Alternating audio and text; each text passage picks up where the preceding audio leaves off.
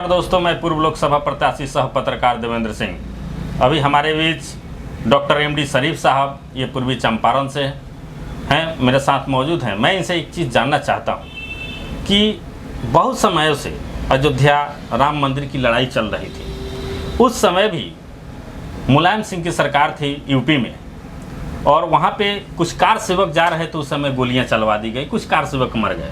उस समय वो अपने आप को प्रमोट करने लगे कि मैं मुस्लिम का नेता हूँ, मुस्लिम का लीडर हूँ, और उनको वोट भी मिलने लगा। तब से कुछ ऐसा ट्रेंड बन गया है उस भारत के अंदर कि सनातन धर्म को गाली देंगे तो मुस्लिम मुझे वोट करेंगे, मतदान करेंगे। क्या इस पर आप एक अभी संज्ञान ये भी आया है कि पूर्वी चंपारण के अंदर जो गठबंधन के नेता हैं, जो वीआईपी से लड़ रहे हैं, राजेश कुशवाहा जी, उनका भी एक वीडियो की मैं पुष्टि नहीं करता हूं, लेकिन वीडियो एक वायरल हुआ है कि केसर बाबा को गाली दे रहे हैं, भगवान को गाली दे रहे हैं।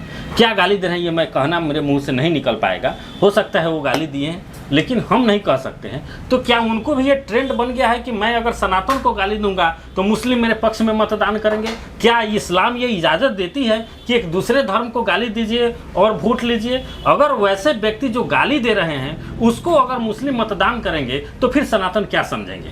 आप बताइए। देखिए सर, पहले मैं आपको शुक्रिया अदा करता हूं कि आपने इस डिबेट पे बोलने की मौका दिया। देखिए सर, सनातन धर्म को गाली देना और मुस्लिम को वोट ले लेना ये कतई नहीं हो सकता, इसलिए कि मेरा इस्लाम धर्म, मेरा मजहब सिखाता है, मेरा लीडर हज़रत पाक सल्लल्लाहु अलैहि वसल्लम तमाम दुनिया का लीडर थे, सबको एक समान पैगाम दिए। हमें इस्लाम धर्म से ये पैगाम मिला है कि सनातन धर्म हो या इस्लाम धर्म हो, सबका मैं मान सम्मान करता हूँ और सबको मैं इज्जत करता हूँ। मेरे लिए हिंदू, मुस्लिम, सिख, ईसाई सब मेरा भाई है। और ये जो गाली दिया है केसर बाबा को, इसके लिए मैं कड़ा विरोध करता हूँ कि ऐसा नहीं होना चाहिए। सनातन धर्म में मेरा जो है वो भी मेरे हिंदू भाइयों के लिए वह धर्म पूजनीय है, उसको मान सम्मान हर जाति के लोगों को करना चाहिए।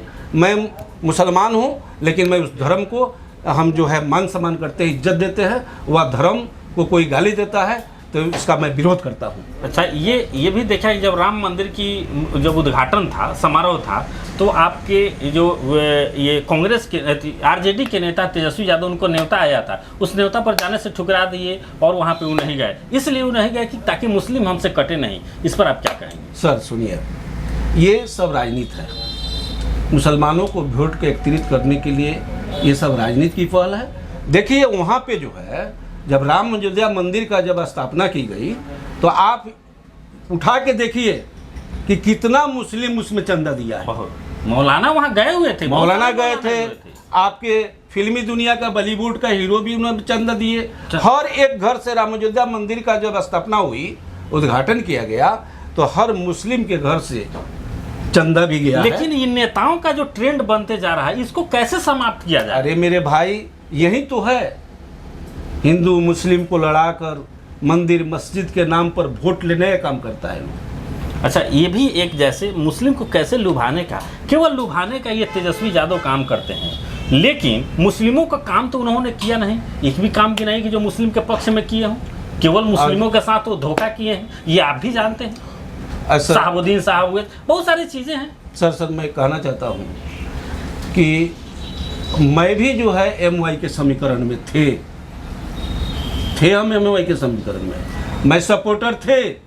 लेकिन जो मेरे साहबुद्दीन के साथ जो हुआ, राजद को मजबूती देने वाला साहबुद्दीन, लालू यादव, राबड़ी देवी को सीएम बनाने में साहबुद्दीन का सहयोग, लेकिन उनके साथ क्या हुआ पूरा दुनिया का मुसलमान जान रहा है।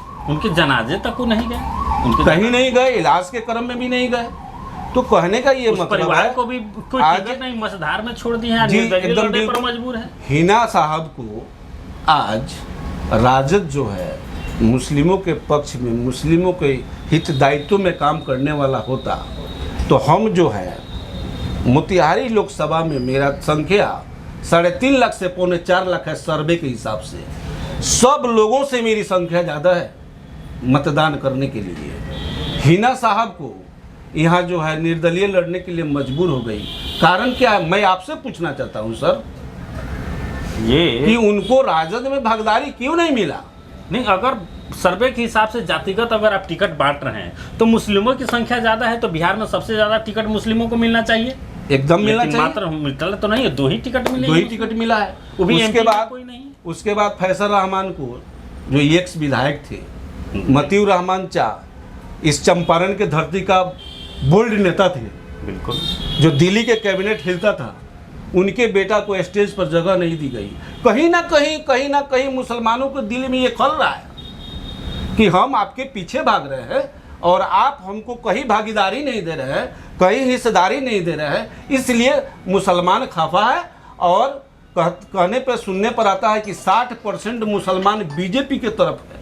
60% बहुत बड़ी बात है कि ये इसलिए कि आज हम जो है राधा मोहन चाह को जो वोट हो रहा है, देखिए राधा मोहन चाह हमारे चंपारण के धरती का है, 8 बार सांसद रह चुके, बैकवर्ड फॉरवर्ड, और कभी भी आज तक दांगा नहीं हुआ मेरे मोतिहारी के पूर्वी चंपारण के अंतर्गत, कभी दांगा नहीं हुआ। नोट पॉइंट ये है कि हम उनके यहाँ एक बार मौका मिला जाने के लिए, तो डायरेक्ट कृष्णनंदन पासवान के गाड़ी पर मुझे बैठाकर IGIMS में ले जाके मेरे काम को किया गया, और वहाँ पैसा भी खर्च किए उन्होंने। वह नहीं देखे कि ये मुसलमान है, मुझे वोट नहीं दिया होगा।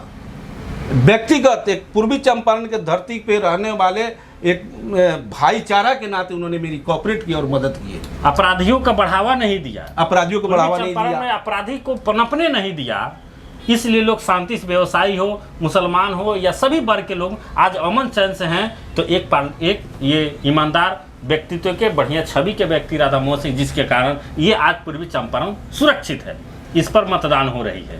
कोई ऊपर नहीं, लेकिन राधा मोहन जी के व्यक्तित्व के आधार पर यहाँ के 60% मुसलमान, आपके कहना अनुसार, लोग मतदान करने के लिए तैयार हैं। सर्वे के हिसाब से सर, पत्रकारों से, मीडिया से या गांव में जो आदमी घूम रहा है उसके हिसाब से हम सुने इस बात को।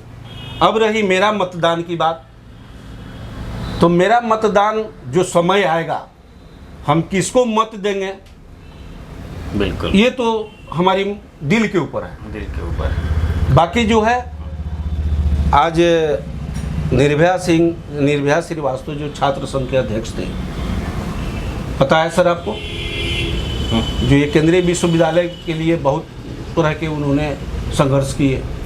केंद्रीय विश्वविद्यालय मोतिहारी के अंदर आया, पर रातों रात चला गया।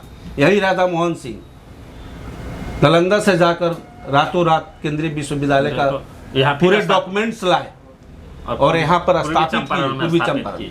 बहुत सारे काम किए हैं, लेकिन बहुत सारे विश्वविद्यालय हुआ, आपको कृषि विज्ञान केंद्र हुआ, ये सब तो काम हुआ है। लेकिन 8 बार सांसद रहने के बाद ये लोगों में एक सोच है कि अगर 8 बार सांसद रहे तो मोतिहारी या स्वर्ग बन गया रहता। पूरे 8 बार में काम करते ढंग से ये कहीं सुनने को मिल रहा है। हाँ। तो यहाँ जो व्यक्ति हैं जो इस बात को कह रहे हैं, इर्द गिर्द आपको पूर्वी चंपारण, गोपालगंज, ये मुजफ्फरपुर, ये सभी जगह एक बार उस व्यक्ति जाके घूम के आ जाएं और वहाँ के विकास और पूर्वी चंपारण के विकास देखें, उनको समझ में आ जाएगा कि सबसे ज़्यादा पूर्वी चंपारण में काम हुआ है। लेकिन ये देहात के लोगों को गुमराह किया, हाँ, गुमराह किया जा रहा है। देहात के लोग हैं जो शहर के बारे में नहीं जानते, उनके कार्यकलाप के बारे में नहीं जानते, इन लोगों से सुनने का मिल रहा है। चलिए सर, बहुत बहुत धन्यवाद मेरे चैनल में आने के लिए। ऐसा ही पूरा बने रहिए और फिर मैं आपसे बात करता रहूँगा। बहुत बहुत धन्यवाद।